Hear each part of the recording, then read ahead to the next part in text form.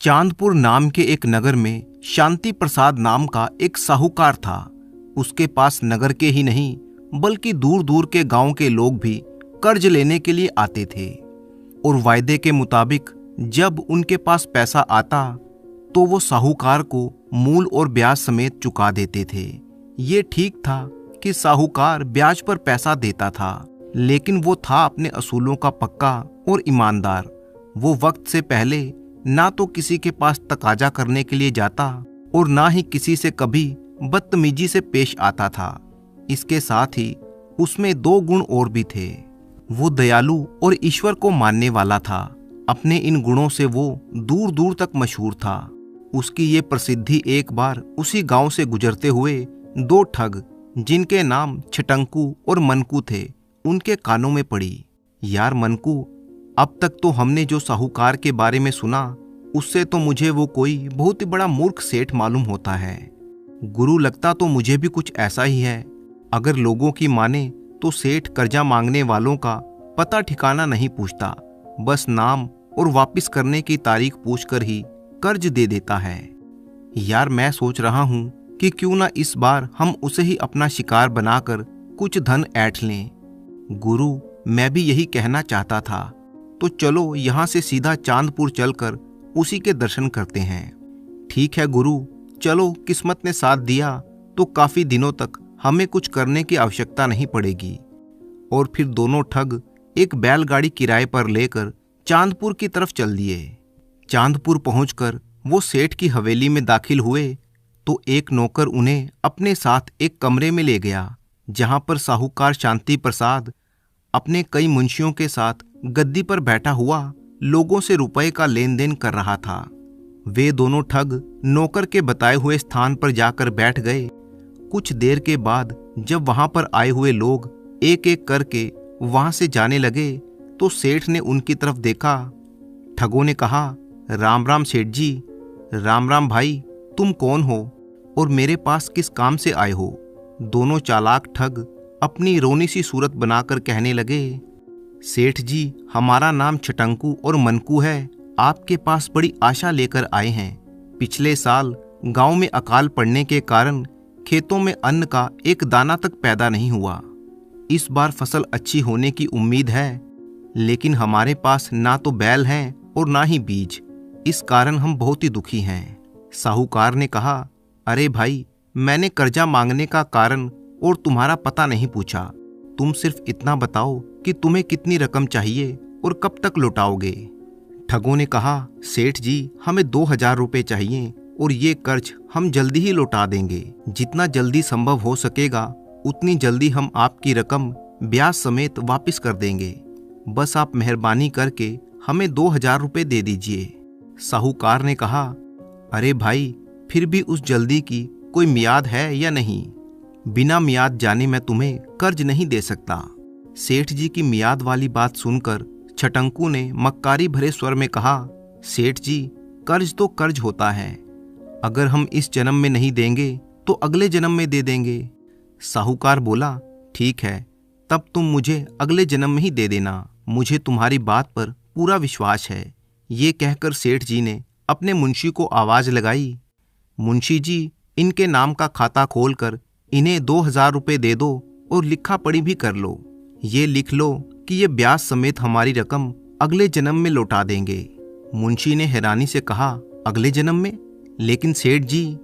लेकिन वेकिन कुछ नहीं मुंशी जी, बेकार में अपनी टांग बीच में मत अड़ाया करो। जैसा मैंने कहा है वैसा ही करो। ठीक है सेठ जी, आओ भाई, यहाँ आकर अपना पैसा ले लो। और फिर दोनों ठग मुंशी के पास पहुंचे। मुंशी ने एक कागज पर लिखा पढ़ी की और उनसे दस्तखत कराने के लिए उनके सामने रख दिया। कहने लगा, तुम दोनों अपने अपने दस्तखत यहाँ पर कर दो। और फिर दोनों ठगों ने चुपचाप खाते पर अपने दस्तखत कर दिए और मुंशी ने 2000 रुपये गिनकर उनको थमा दिए। लो भाई, गिन लो, पूरे 2000 रुपये हैं जिन्हें तुम्हें ब्याज समेत अगले जन्म में चुकाना है। ठगों ने कहा, क्यों नहीं हजूर। और उन दोनों ने पैसे बिना गिने ही अपनी जेब में डाल लिए और सेठ जी को धन्यवाद अदा करते हुए वहां से वापस लौट गए।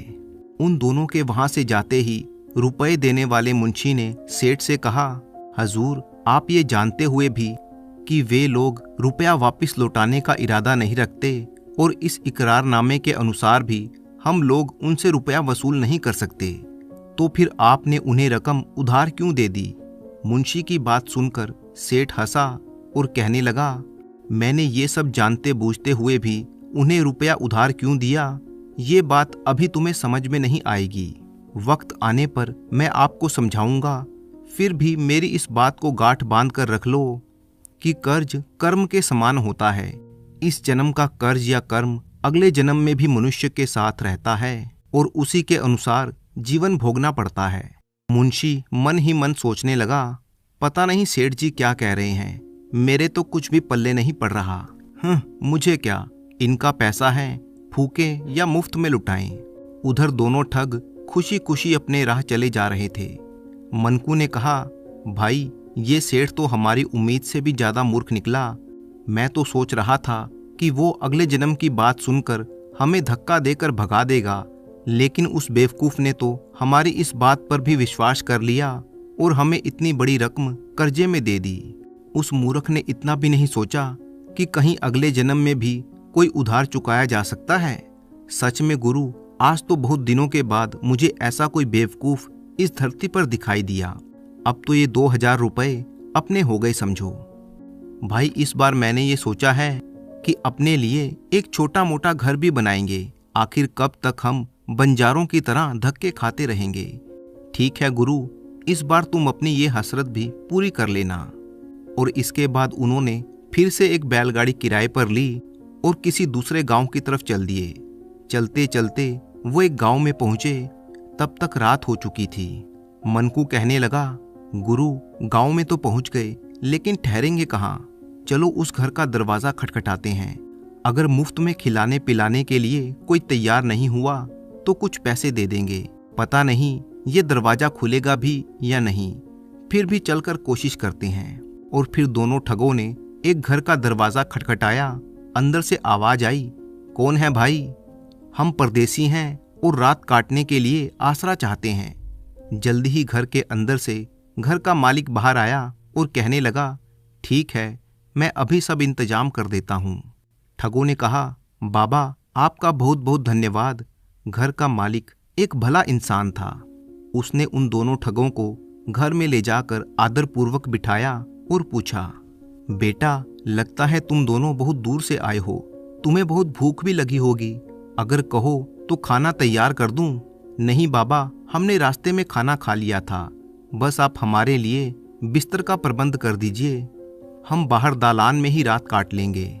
इसके बदले में जो पैसा आप हमसे मांगेंगे हम वो देने को तैयार हैं।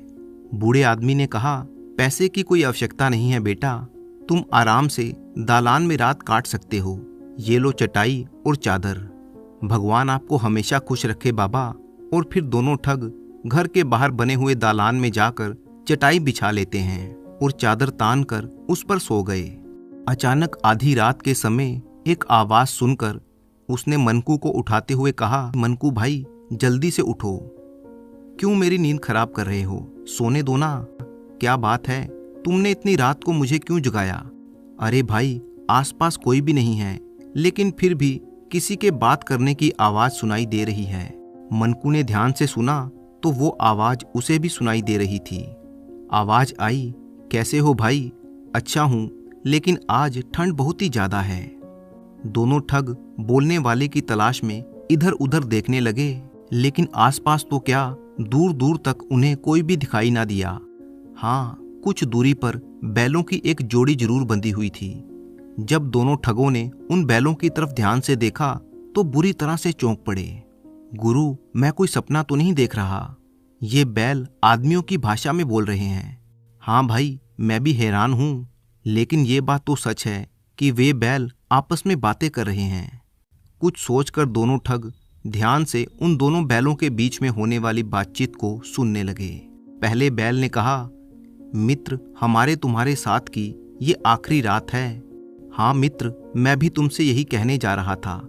अच्छा तुम बताओ कि तुमने ऐसा क्यों कहा? इसलिए कि जो अपना मालिक है उससे पिछले जन्म में मैंने 200 रुपये उधार लिए थे, लेकिन उस जन्म में मैं चुका नहीं पाया था, इसलिए इस जन्म में महीनों तक उसके यहाँ पर हल और गाड़ी में जुत कर मैंने वो कर्ज चुकाया है।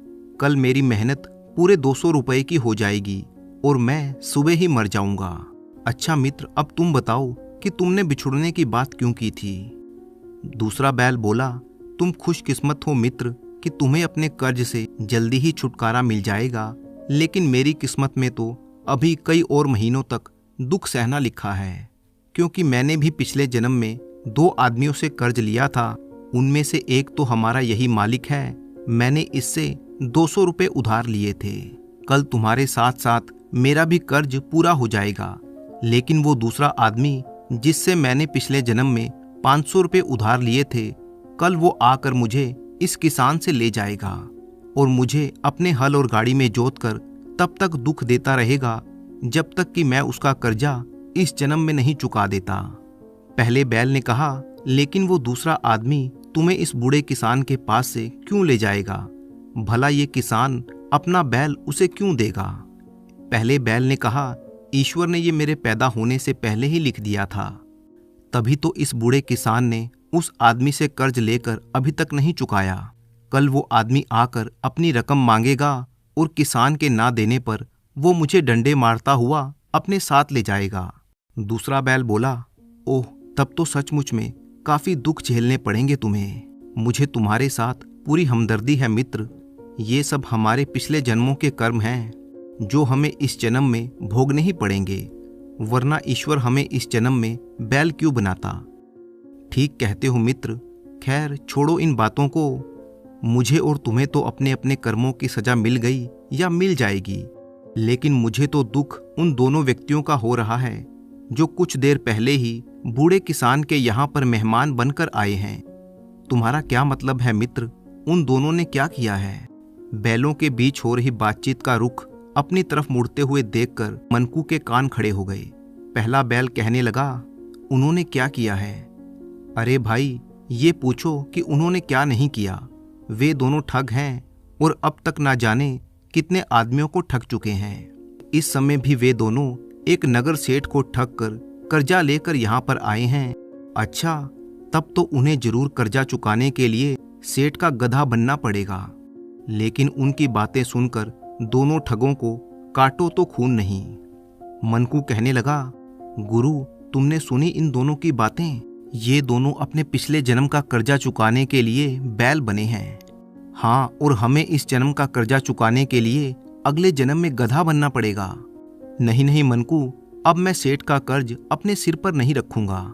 मैं उसके पैसे वापस कर दूंगा और बाकी का सारा जीवन दीन दुखियों की सेवा में गुजार दूंगा, ताकि मेरे सारे पाप इसी जन्म में धुल जाएं। मनकू ने कहा, तो ठीक है गुरु, हम सुबह होते ही चांदपुर जाएंगे और सेठ जी को उनका 1-1 रुपया ब्याज समेत वापस दे देंगे और साथ ही ठगी का ये धंधा छोड़कर मेहनत और ईमानदारी से रोटी कमाएंगे। हे ईश्वर, तेरा लाख लाख शुक्र है जो तूने समय रहते हमारी आंखें खोल दी और हमारा अगला जीवन बर्बाद होने से बचा लिया। उसके बाद वे दोनों ठग अपने भविष्य के बारे में बातें करते करते ना जाने कब सो गए, लेकिन उन्हें सपनों में भी वे दोनों बैल बातें करते हुए दिखाई दे रहे थे। सुबह होने के बावजूद भी वे ना जाने कब तक सोते रहे कि अचानक किसी के रोने पीटने की आवाज सुनकर उनकी नींद खुल गई। आवाज आ रही थी, हाय मैं लुट गया, बर्बाद हो गया, हाय मेरा बैल मर गया। उन दोनों ठगों ने देखा कि घर का मालिक अपने बैल के मर जाने पर विलाप कर रहा था। सारा माजरा समझते ही वे दोनों ठग उदास हो गए। मनकू कहने लगा, गुरु, उन दोनों बैलों की रात की बातचीत आखिर सच हो ही गई और उनमें से एक बैल ने दम तोड़ दिया। हाँ, वो अपने मालिक के पिछले जन्म के कर्ज से मुक्ति पा चुका है, जबकि वो बूढ़ा आदमी अभी भी विलाप कर रहा था, हाय मैं बर्बाद हो गया। अभी वे दोनों ठग किसान को दिलासा देने की सोच ही रहे थे कि तभी वहां पर एक हट्टा कट्टा आदमी डंडा हाथ में लिए हुए आ धमका और बूढ़े आदमी से कहने लगा, अरे ओ बूढ़े, आज तूने मेरा कर्ज ब्याज समेत लौटाने का वादा किया था। देख मैं आ गया हूँ, मेरा पैसा मुझे दे। ब्याज समेत पूरे 500 रुपये बनते हैं। बूढ़ा किसान कहने लगा, मुझ गरीब पर तरस खाओ रघु बेटा, और मुझे कुछ दिनों की मोहलत दे दो, मैं तुम्हारी पाई पाई चुका दूंगा। बकवास बंद कर बुढ़े, अगर तूने इसी समय मेरे पैसे नहीं दिए तो मैं तेरा एक बैल लेकर चला जाऊंगा। नहीं नहीं, मुझ पर दया करो, देखो पहले ही मेरा एक बैल मर गया है। उस आदमी ने कहा, तुम मरो या तुम्हारा बैल मरे, मुझे इससे कोई मतलब नहीं है, मुझे तो केवल अपने पैसे चाहिए, वरना उसके बदले में मैं तुम्हारा बैल ले जाऊंगा। अब देर ना लगाओ, जल्दी से मुझे पैसे दो। बूढ़ा आदमी कहने लगा, मैं तुम्हारे पैर पड़ता हूँ बेटा, मुझे कुछ दिनों की मोहलत और दे दो, मैं तुम्हारा ये एहसान जीवन भर नहीं भूलूंगा। अरे दूर हो बुढ़े, तुमसे पैर छुआते छुआते तो मेरे पैर ही दुखने लगे हैं। उसके बाद रघु ने दूसरे बैल को खोला और उसे डंडे मारता हुआ अपने साथ ले गया। बूढ़ा किसान रोता चिल्लाता रह गया। बूढ़े किसान की हालत पर रघु को कोई दया नहीं आई और देखते ही देखते रघु बैल को लेकर उसकी नजरों से ओझल हो गया। बेचारा किसान वहीं पर बेहोश होकर गिर गया। तब तक वहां पर काफी लोग इकट्ठा हो चुके थे जो किसान को होश में लाने की कोशिश करने लगे। दोनों में से एक ठग मनकू ने कहा, गुरु, मेरे विचार से तो हमें अपना समय बर्बाद ना करके जल्दी से जल्दी चांदपुर के सेठ के यहाँ पर जाना चाहिए। कहीं ऐसा ना हो कि देर करने से वक्त हाथ से निकल जाए और हम पछताते ही रह जाएं। और फिर उन दोनों ने फिर से एक बैलगाड़ी किराए पर ली और उसी समय चांदपुर की तरफ रवाना हो गए। जब वे दोनों सेठ की हवेली पर पहुंचे तो सेठ उस समय भी बहुत से लोगों के साथ रुपयों का लेन देन कर रहा था। एक ठग ने कहा, मनकू, सेठ जी को इन लोगों से निपटते निपटते काफी देर हो जाएगी, क्यों ना हम सबसे पहले आगे जाकर अपना कर्जा निपटा दें। ठीक कहते हो गुरु। अगले ही पल वे दोनों चिल्लाते हुए आगे बढ़ने लगे, सेठ जी हमें बचा लीजिए, हमें पाप के गड्ढे में गिरने से बचा लीजिए। साहूकार ने कहा, अरे अरे, कौन हो तुम दोनों? सेठ जी, हमें इतनी जल्दी भूल गए? हम दोनों छुट्टन और मनकू हैं, कल ही तो आपसे 2000 रुपये लेकर गए थे। सेठ ने कहा, भाई मुझे तो कुछ याद नहीं, ठहरो मुंशी से पूछता हूँ। सेठ जी, ये तो वही दोनों चोर उचक्के हैं, लेकिन ये दोनों फिर से यहाँ पर क्यों आ धमके? मुंशी जी फालतू बात मत करो, खाता खोल कर देखो कि क्या इनके नाम से कोई खाता है। मुंशी ने खाता खोला और कहने लगा, हाँ सेठ जी, कल की तारीख में इनके नाम पर 2000 रुपये लिखे हैं। साहूकार ने कहा, हाँ भाई, तुम्हारे नाम का खाता तो है, लेकिन तुम चाहते क्या हो? ठगों ने कहा, हजूर, माई बाप, हम अपना कर्ज वापस करना चाहते हैं, और वो भी ब्याज के साथ। ये लीजिए 2011 रुपये और हमारा नाम काट दीजिए। सेठ जी, हम लोग किसी तरह का कर्ज अपने सिर पर नहीं रखना चाहते।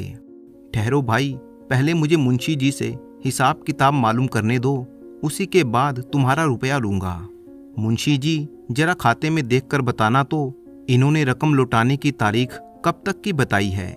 मुंशी कहने लगा, सेठ जी, खाते में तो अगले जन्म में रकम लौटाने की तारीख लिखी हुई है। ठग कहने लगा, वो तो हमने ऐसे ही मजाक में कह दिया था। सेठ जी, हम तो इसी जन्म में पैसा लौटाना चाहते हैं, लीजिए संभालिए अपनी रकम। साहूकार बोला, नहीं भाई, मैं कर्ज की अदायगी इस तरह से नहीं लेता, मैं अपने असूलों का पक्का हूँ। रकम लौटाने का तुमने जब वादा किया था, मैं उसी समय अपना कर्ज वापस लूंगा। तुमने अगले जन्म में कर्जा लौटाने का वादा किया था, इसलिए मैं अगले जन्म में ही लूंगा। ठग कहने लगे, सेठ जी, ये आप क्या कह रहे हैं? भला कोई अगले जन्म में भी पिछले जन्म का कर्ज चुकाता है? जब हम इसी जन्म में अपना कर्ज लौटा रहे हैं, तो फिर आप क्यों अगले जन्म की बात करते हैं? इसी समय अपना पैसा वापस क्यों नहीं ले लेते? साहूकार बोला, कहा तो है भाई, मैं अपने असूलों का पक्का हूँ। जब का तुम दोनों लोगों ने वादा किया है, रकम तभी वापस लूंगा। और कोई अगले जन्म पर विश्वास करे या ना करे, लेकिन मुझे तो पूरा विश्वास है, मैं तुमसे अपना कर्जा अगले जन्म में ही लूंगा। दोनों ठग साहूकार के सामने खूब रोए धोए और गिड़गिड़ाए, लेकिन सेठ ने उनकी एक ना सुनी और बिना रकम लिए ही उन्हें घर से बाहर निकाल दिया। मनकू कहने लगा, भाई, ये सेठ का बच्चा तो बड़ा ही काइया निकला, लगता है अगले जन्म में हमें गधा बनाकर ही छोड़ेगा। गुरु, जल्दी से कोई उपाय करो ना, जिससे हम इस सेठ के कर्ज से मुक्त हो सकें। लेकिन लाख सोचने पर भी उन दोनों के दिमाग में ऐसा कोई उपाय नहीं आया। वे दोनों रोते बिलखते हुए एक तरफ बढ़ते चले जा रहे थे। उधर दोनों ठगों के जाने के बाद सेठ अपने मुंशी से कहने लगा, क्यों मुंशी जी, कुछ समझ में आया आपकी? नहीं सेठ जी, मेरी समझ में तो कुछ भी नहीं आया। मैं तो सिर्फ इतना जानता हूँ कि उन दोनों ठगों ने आपका कर्ज आपको वापस लौटाना चाहा और आपने नहीं लिया। सेठ बोला, अच्छा, तो समय आने पर समझ जाओगे। दूसरी तरफ वे दोनों ठग चले जा रहे थे। उन्हें कुछ भी नहीं मालूम था कि वो कहाँ जा रहे हैं। यहाँ तक कि चलते चलते वो नगर की सीमा से कब बाहर निकल गए, इस बात का उन्हें ध्यान ही नहीं रहा। वे दोनों एक जंगल में पहुंच चुके थे और घनघोर अंधेरा हो चुका था। मनकू बोला, गुरु, हम कहाँ जा रहे हैं? दूर दूर तक सिवाय अंधेरे के कुछ भी दिखाई नहीं दे रहा। हाँ भाई, अपनी उलझन में तो हमने इस तरफ ध्यान ही नहीं किया। सुबह से ना कुछ खाया ना पिया। पता नहीं आगे ठहरने और खाने पीने के लिए कुछ मिलेगा भी या नहीं। क्यों ना वापस लौट चलें? वापस तो तब लौटेंगे जब हमें रास्ता मालूम होगा। मुझे तो अब ये भी याद नहीं कि नगर किस दिशा में है। दूर उन्हें कहीं पर रोशनी दिखाई दे रही थी। चलो चलकर देखते हैं कि किसने वो अलाव जला रखा है। और फिर वो दोनों ठग वहां पर पहुंच गए जहां पर अलाव जल रहा था और उसके निकट एक साधु ध्यान मग्न बैठा हुआ था। छुट्टन ने कहा, इन साधु महाराज के साथ हम दोनों भी यहाँ पर आराम से रात काट सकते हैं। वो तो ठीक है गुरु, लेकिन पेट पूजा कैसे होगी? मुझे तो उम्मीद नहीं है कि इन महाराज के पास कुछ खाने पीने को होगा। अरे तो समझ लेना कि आज की रात तुम्हारा व्रत है। अब चुप हो जाओ, वरना साधु महाराज का ध्यान टूट गया तो वो हमें श्राप ना दे दें। उसी समय साधु ने अपनी आंखें खोली और कहने लगे, तुम कौन हो बच्चा? आओ आओ, यहाँ पर अलाव के पास बैठ जाओ। दोनों ठग कहने लगे, हम दोनों भटके हुए मुसाफिर हैं महाराज, हमारा प्रणाम स्वीकार कीजिए। आयुष्मान हो बेटा। महाराज, क्या आज की रात हम दोनों आपके चरणों में काट सकते हैं? अवश्य बच्चा, आज की रात ही क्यों, जब तक चाहो तुम यहाँ पर रह सकते हो। मेरे ख्याल से तुम दोनों को भूख भी लगी होगी। हाँ महाराज, भूख तो लगी है, लेकिन इस वीराने में भला खाने को कहाँ से मिलेगा? साधु ने कहा, अन्न तो नहीं, लेकिन फल तो मैं जुटा ही सकता हूँ। तुम दोनों यहीं पर बैठो, मैं अभी आता हूँ। ये कहकर साधु वहां से चला गया। मनकू कहने लगा, देखो भाई, ये एक साधु है जिसने संसार को त्याग दिया है और इस वीराने में रहता है, फिर भी इसके दिल में गैर लोगों के लिए कितनी दया और कितनी ममता है। भगवान की भक्ति में लीन होने के बावजूद भी ये हमारे लिए कष्ट उठाने के लिए गया है। और दूसरी तरफ हम लोग हैं जिन्होंने आज तक बस दूसरों को ठगा ही है, उन्हें दुख ही दिए हैं। मनकू बोला, बस करो गुरु, अब कुछ और मत बोलो, वरना मैं अपनी पहले की जिंदगी को याद करके रो पड़ूंगा। सचमुच हम बहुत पापी हैं। थोड़ी देर के बाद जब साधु महाराज वापस लौटे तो उनकी झोली में फल रखे हुए थे और कमंडल में पानी था। लो बेटा, ये फल खाओ और पानी पी लो और आराम से सो जाओ। बच्चों, तुम दोनों के चेहरे देखकर मुझे ना जाने क्यों ऐसा लगता है कि तुम दोनों किसी बात से दुखी हो और अंदर ही अंदर पश्चाताप की आग में जल रहे हो। मनकू कहने लगा, आप बिल्कुल ठीक कहते हैं महाराज, हम दोनों ने आज तक जो भी किया है उसी के लिए पश्चाताप कर रहे हैं। लेकिन हमें मालूम है कि हमें अपने पापों से कभी मुक्ति नहीं मिलेगी और इस जन्म के कर्मों का फल हमें अगले जन्म में भोगना ही पड़ेगा। ये कहकर छुट्टन ने साधु महाराज को अपनी सारी आपबीती सुना दी और साथ ही अपनी चिंता का कारण भी बता दिया। उनकी बात सुनकर साधु कहने लगा, बेटा, तुम ऐसा क्यों समझते हो कि इस जन्म के पापों का प्रायश्चित इस जन्म में नहीं हो सकता? क्या सच महाराज, हमने जो कुछ किया है क्या उसका प्रायश्चित हो सकता है? हाँ बेटा, अगर कोई सच्चे मन से प्रायश्चित करे तो उसे पापों से मुक्ति मिल सकती है। वो कैसे महाराज, हमें बताइए, हम सच्चे दिल से प्रायश्चित करने को तैयार हैं। साधु महाराज की बात सुनकर दोनों ठगों के चेहरे प्रसन्नता से खिल उठे। तब साधु महाराज उन दोनों को प्रायश्चित करने का तरीका बताने लगे साथ ही साथ उन्हें ज्ञान की बातें भी बताने लगे। साधु महाराज का उपदेश सुनकर दोनों ठगों का मन शांत हो चला था। और फिर छुट्टन ने कहा, साधु महाराज, हम सेठ शांति प्रसाद का कर्जा कैसे वापस कर सकते हैं? वो तो कर्जा वापस लेने को तैयार ही नहीं हो रहा। साधु महाराज ने कहा, बेटा, इस जगह से 1 मील आगे पहुंचने पर तुम्हें एक गांव दिखाई देगा। वहां पहुंचने पर तुम्हें अपने आप ही सेठ का कर्जा उतारने का कोई ना कोई उपाय समझ में आ ही जाएगा। बस बेटा, अब सो जाओ। मैं कुछ समय ईश्वर की साधना में बिताना चाहता हूँ। जैसी साधु महाराज की इच्छा। इसके बाद साधु आंख बंद करके फिर से ध्यान में मग्न हो गए, जबकि छुट्टन और मनकू उनके पास ही चादर बिछाकर गहरी नींद में सो गए। जब सुबह हुई तो दोनों ठगों ने साधु महाराज को आसपास कहीं भी नहीं पाया। वे दोनों हैरान थे कि साधु महाराज इतनी सुबह सुबह कहाँ चले गए। छुट्टन ने कहा, भाई, वे महात्मा जी जरूर कोई पहुंचे हुए महात्मा थे जो हमें सच्चाई का मार्ग दिखाकर अपने रास्ते चले गए। अब उनके कहे अनुसार हमें आगे बढ़ना चाहिए। वे दोनों आगे बढ़ने लगे और 1 मील का सफर तय करने के बाद एक छोटे से गांव में पहुंचे। उस गांव में ना कुएं थे, ना तालाब, और ना ही उस गांव में कोई नदी थी। पानी के लिए वहां पर त्राही त्राही मची हुई थी। पानी की आवश्यकता को पूरा करने के लिए गांव वालों को 5-5 कोस दूर जाना पड़ता था।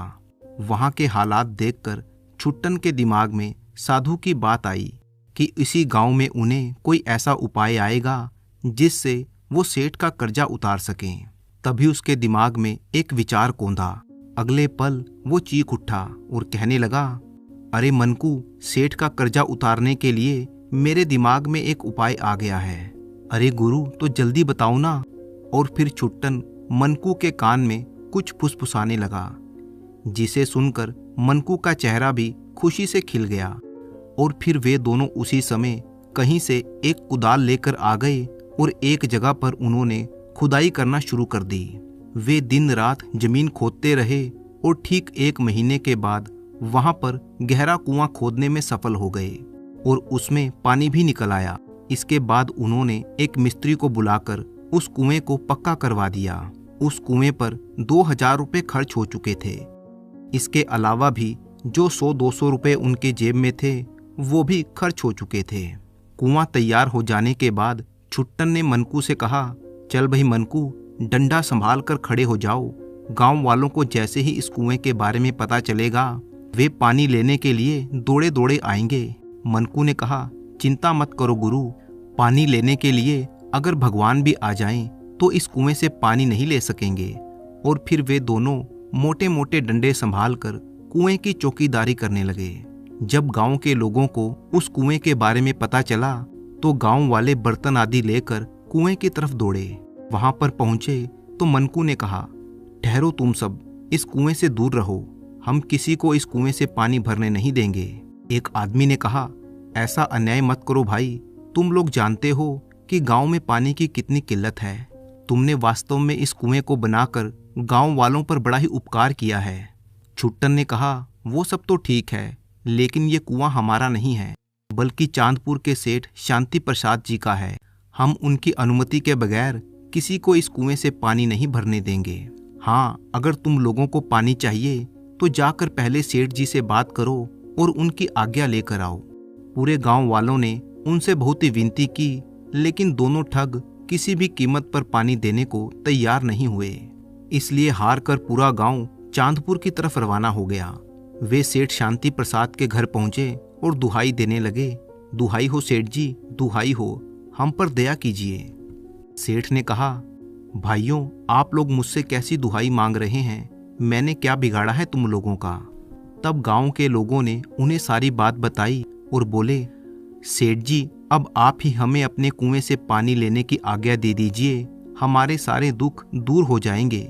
हाँ सेठ जी, कृपया करके आप हमें कुएं से पानी भरने की आज्ञा दीजिए, आपका ये एहसान जीवन भर नहीं भूलेंगे। सेठ ने कहा, देखो भाई, तुम सबको कोई गलतफहमी हो गई है।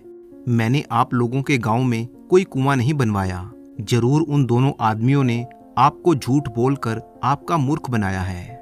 आप लोगों को जो भी प्रार्थना करनी है वो उन 2 आदमियों से ही जाकर कीजिए। गांव वाले बोले, नहीं नहीं, ऐसा मत कहिए सेठ जी, हम लोग बड़ी उम्मीद लेकर आपके पास आए हैं, हमें इस तरह ना ठुकराइए, हम पर दया कीजिए, आप कहेंगे तो हम पानी की कीमत देने को भी तैयार हैं। सेठ बोला, लेकिन भाई, जब मैंने कुआं बनवाया ही नहीं तो मैं किस तरह से आप लोगों को पानी भरने की आज्ञा दे दूं?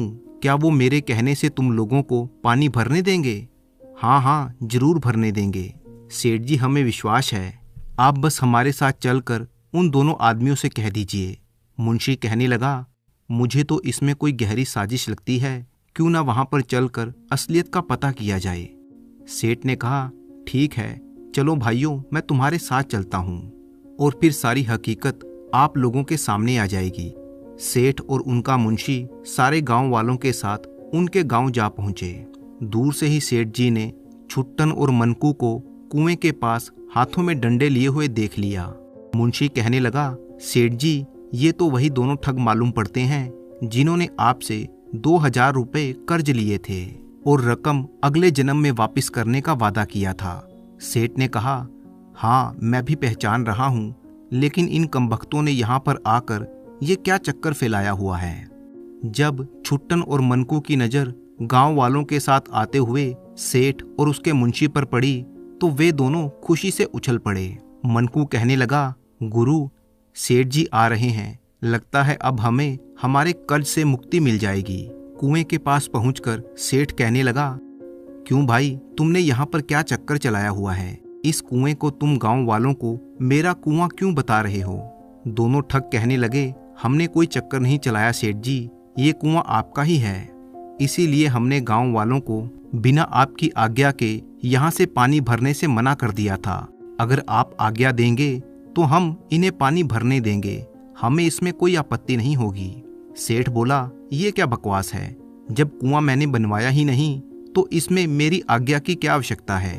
छुट्टन बोला, सेठ जी, ये ठीक है कि ये कुआं आपने नहीं बनवाया, लेकिन इसमें रुपए तो आपके ही लगे हैं ना। सेठ बोला, मेरे रुपए? वो भला कैसे? छुट्टन बोला, सुनिए, मैं बताता हूँ। आपने 1 महीना पहले हमें 2000 रुपये कर्ज दिए थे, उसी से हमने ये कुआं बनवाया है। अब यदि आप कह दें कि ये कुआं आपका है तो हमारा कर्ज चुकता हो जाएगा और गांव वालों की पानी की किल्लत भी दूर हो जाएगी। नहीं तो हम इस कुएं में से किसी भी हालत में किसी को पानी नहीं भरने देंगे। सेठ बोला, मैंने जो तुम्हें कर्ज दिया था वो वादे के मुताबिक तुम्हें अगले जन्म में देना है और मैं अगले जन्म में ही लूंगा। मनकू ने कहा, तब तो ठीक है सेठ जी, हम भी इस कुएं में से किसी को पानी नहीं लेने देंगे, चाहे ये गांव वाले हमारे सामने तड़प तड़प कर ही क्यों ना मर जाएं। छुट्टन बोला, हाँ सेठ जी, अच्छी तरह से सोच लीजिए, अगर ये गांव वाले पानी के बिना मर गए तो इसका पाप आपके सिर पर ही होगा, और यदि आप इस कुएं को अपना कहकर इन्हें पानी लेने देंगे तो इसका पुण्य आपको ही मिलेगा और साथ ही साथ ये गांव वाले आपको दुआएं भी देंगे।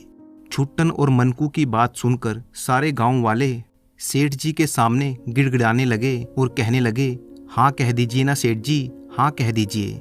सेठ शांति प्रसाद उलझन में पड़ गया। कुछ देर तक सोचने के बाद उसने एक गहरी सांस ली और कहा, ठीक है भाई, तुम दोनों चालाक इंसान जीते और मैं हारा।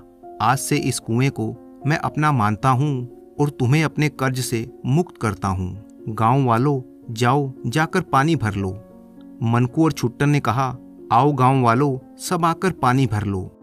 और सभी गांव वाले सेठ की जय जयकार करने लगे और अपने घरों से बर्तन लाकर वे पानी भरने लगे। इसके बाद सेठ छुट्टन और मनकू से कहने लगा, अरे भाई, ये सब तो ठीक है, लेकिन जिस चालाकी से तुम दोनों ने मेरे असूलों को तोड़कर मेरा कर्जा लुटाया, उसके लिए मैं तुम्हारे दिमाग की दाद देता हूँ।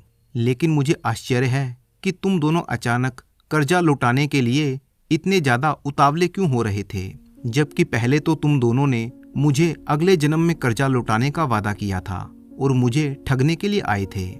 छुट्टन कहने लगा, ये ठीक है सेठ जी कि हम लोग आपको मूर्ख समझकर आपको लूटने के लिए आए थे और हमारी नज़र में हमने आपको लूट भी लिया था, लेकिन जब आपके यहाँ से लौटकर हम एक गांव में पहुँचे और फिर छुट्टन ने रामगढ़ गांव में उस रात को बैलों के मुंह से सुनी हुई सारी बातें सेठ जी को बता दी और साथ ही साथ ये भी बता दिया एक साधु महाराज के मार्गदर्शन से वे इस गांव तक पहुंचे। और फिर अंत में छुट्टन ने कहा, सेठ जी हमारी आंखें खुल चुकी हैं और हमने फैसला कर लिया है कि भविष्य में हम कोई बुरा काम नहीं करेंगे और मेहनत मजदूरी करके ईमानदारी से अपना पेट भरेंगे। सेठ ने कहा, शाबाश, तुम दोनों ने ये बहुत ही अच्छा फैसला किया है। अगर कभी मेरी सहायता की आवश्यकता पड़े तो बिना झिझक के मेरे पास चले आना। इसके बाद सेठ ने अपने मुंशी से कहा, क्यों मुंशी जी, छुट्टन और मनकू की कहानी सुनकर अब आपकी समझ में कुछ आया? मुंशी बोला, आ गया सेठ जी, सब कुछ समझ में आ गया। इंसान जो कुछ भी इस जन्म में अच्छा या बुरा करता है उसका फल इस जन्म में नहीं तो अगले जन्म में जरूर भुगतना पड़ता है। सेठ ने कहा, हाँ तुम बिल्कुल ठीक समझे, चलो अब वापिस चलें। उसके बाद सेठ और मुंशी वहां से लौट गए। उस दिन के बाद से छुट्टन और मनकू ने भी सारे बुरे धंधे छोड़ दिए और मेहनत और ईमानदारी से अपना जीवन जीने लगे। तो दोस्तों, मुझे पूरी उम्मीद है कि आपको ये कहानी बहुत ही पसंद आई होगी। इसी तरह की दिलचस्प कहानियां देखने के लिए आप चैनल को सब्सक्राइब कर लीजिए। वीडियो अच्छी लगी तो इसे लाइक कीजिए और साथ ही अपने अच्छे कमेंट करना बिल्कुल मत भूलिएगा। अपने कमेंट के साथ अपना नाम और अपने शहर का नाम भी लिखें। तो मिलते हैं आपसे किसी अगली कहानी में। तब तक के लिए अपने दोस्त राणा मंजीत सिंह को अनुमति दीजिए।